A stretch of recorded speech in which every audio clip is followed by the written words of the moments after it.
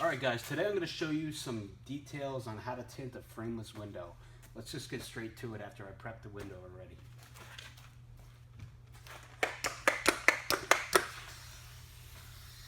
Spray the outside of the glass with the soapy water solution. When we lay the film on the outside, you're going to want to overlap the bottom. We're going to be cutting all the edges, so you want to overlap all of the edges. Slightly miss the outside, just to mount it in place with your yellow turbo squeegee. That way when you make all the cuts, the tint does not move. The first thing we're going to do is remove the excess material on the top edge, leaving about 1 inch to 2 inch of extra material on the top.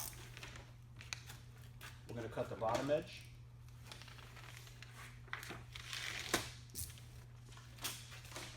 And then cut the front edge, as well as the back. Now we're not going to cut the top yet, because we're going to shift the window first. So once you have the back, the front, and the bottom edge cut, we're going to reapply the water soap solution so that we can move the tint. Now the goal here is to overlap the front, leave a very slight gap on the back, and on the bottom, about 1/8 of an inch gap on the bottom. The gasket on the inside of this door is about 1/4 of an inch high. So leaving the gap on the outside of 1/8 of an inch, when we install it on the inside, it'll still be lower than the gasket on the inside. Once you have the desired gap on the back and 1/8 of an inch gap on the bottom and overlapping on the front, we're going to go ahead and mount this down so we can cut the top edge. At the same time, you want to be pulling the tint in a curved rainbow kind of motion. That way you can get all of the fingers pointing from the bottom. That way if there is any shrinking necessary, we can do it on the bottom, which is the shrinkable position. You can't shrink sideways.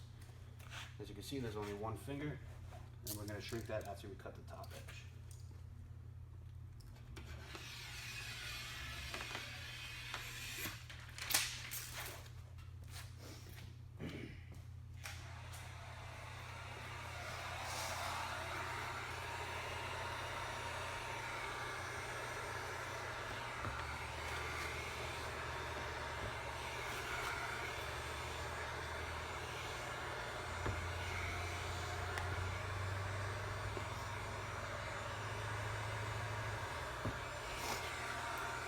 As you can see, as I shrunk that one finger, other fingers popped up because the stress differs when you shrink the one finger.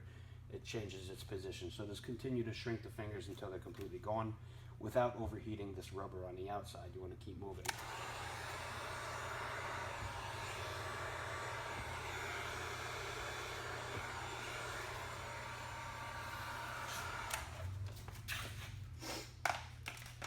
Now that we have all the edges cut, the window's shrunk, we're going to spray the outside and trim up the corners.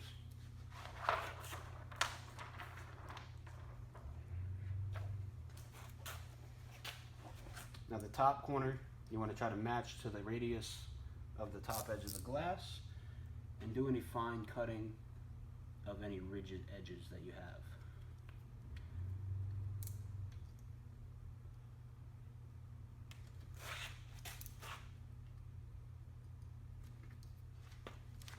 And of course the front bottom corner you want to round out a decent amount, but not too much to leave a light gap on the inside.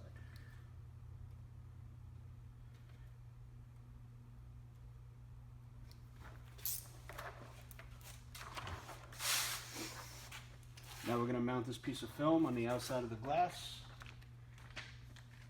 overhanging the back and the bottom edge, and leaving the top edge as shown.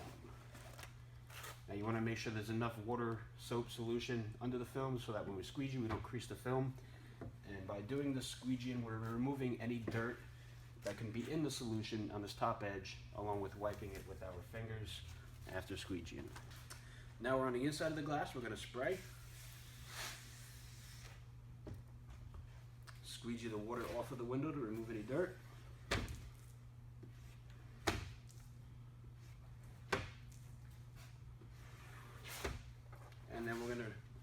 apply soapy water solution. Not too much, but not too little.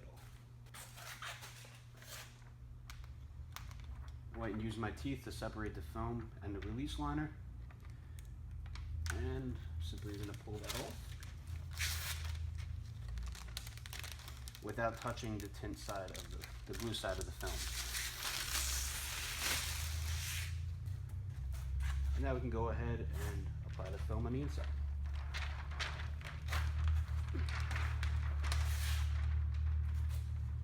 I'm going to very carefully cradle the film on your two hands. And I like to lay down the front corner first, get that into position. And then lay down the back. Slide it into the front gasket, and then lay down the top. And once you get to this position, on this Dodge Challenger, you're gonna have to pull back the bottom gasket and allow it to fall into place here.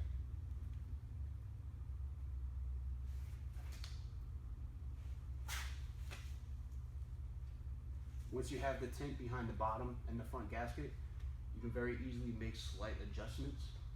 Just keep in mind, as you squeegee, the film is going to move very slightly, so you want to keep an eye on that. So let's squeegee this out.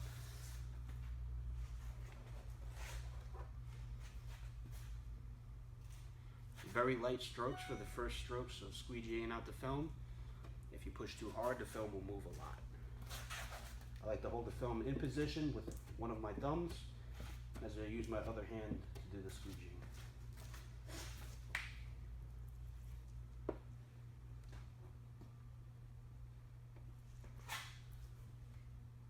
And making slight adjustments as we squeegee.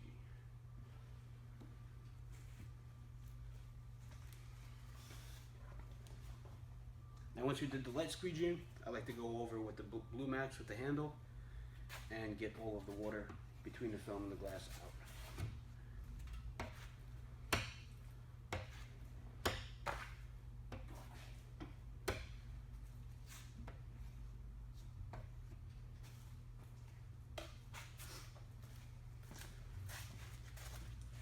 Once we're up to this step, we can wipe the outside of the glass so we get a nice idea of what we're working with.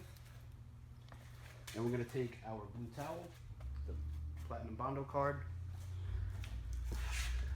lid coat card, and we'll take the heat gun and push the water from the top edge as we heat.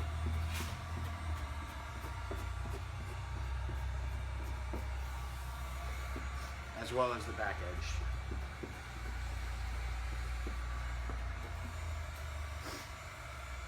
Now we're going to take the plain lid coat card and push across the bottom without placing direct heat on the heat panel, on the door panel.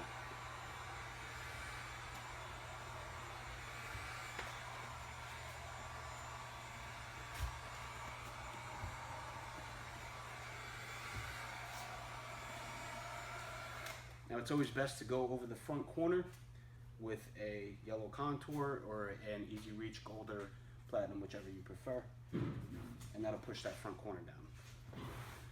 Of course, you want to take care of the door panels and keep them wiped down dry. Don't let the water sit on them for too long, as if the person does have Armor All on their door panels, the soap in the water will leave streak marks in the door panel.